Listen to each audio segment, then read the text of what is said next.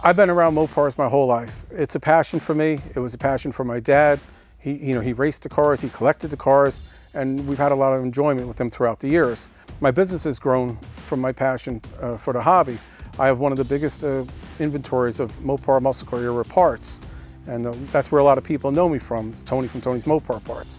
Folks also may recognize me for my appearances on the hit TV show Graveyard Cars. Throughout the years, I've also been able to collect a bunch of cool cars.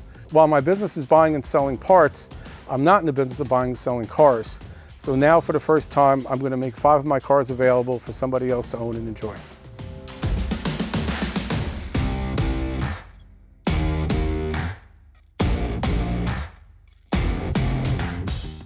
In 1966, Edward James, a local jeweler in Laurel, Delaware, ordered this 1966 Hemi Satellite new from Hurley Chrysler Plymouth in Seaford, Delaware. Obviously money wasn't an issue, as he got the best model Plymouth and also a lot of options on it, so that added up to tally what the car cost new, and which is ironic because his intent with the car was to race it locally at US 13 drag strip in Delmar, Delaware. He only raced the car for a couple of years, and then he parked it and kept it inside storage until his untimely death in the early 1990s. After he passed, the car was sold to somebody that was local to Delaware but had relocated down to Florida. They heard about the car being for sale, so they bought the car.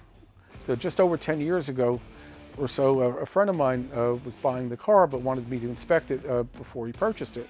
So I went and looked at the car for him, and man, I was just so impressed with the originality. I told my friend, after looking at the car for 2 or 3 hours, if you ever decide to sell this car, please let me know. So I got the phone call about 6 months later, and I've owned the car ever since. The car is so original and has so much documentation and paperwork with it. I have the original bill of sale, the original order form, of course the broadcast sheet, the window sticker, the original license plate, receipts for anything that the Edwin James bought for the car when it was new. The car is dark blue metallic with original black bucket seat interior. It has a factory tachometer in it also, and it's a 323 Sure Grip rear end. The car is so untouched under the hood, still has all its original belts, hoses, wires. It even has the 2 engine pulls, which were supposed to have been removed during dealer prep. The car just hit 6,000 miles on it. I have used the car a little bit. It runs and drives great. One of the bigger options on the car is factory disc brakes, which is very rare in the first year available on this car. When you get inside of a Hemi car and you turn the key and start it, it sounds like no other engine. I don't know if it's the combustion chamber design or the valve train design, but a Hemi is just very different from many other engines. And when you lay into those 2 4-barrels, you know you're behind a Hemi.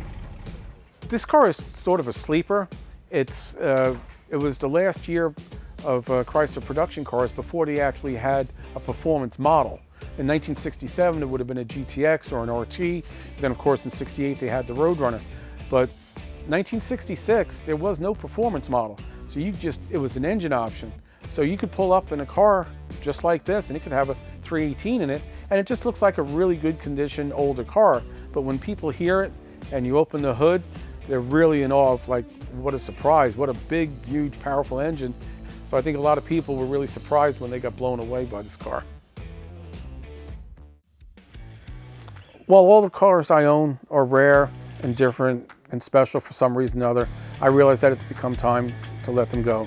And that'll be happening this January at Mecum Kissimmee auction.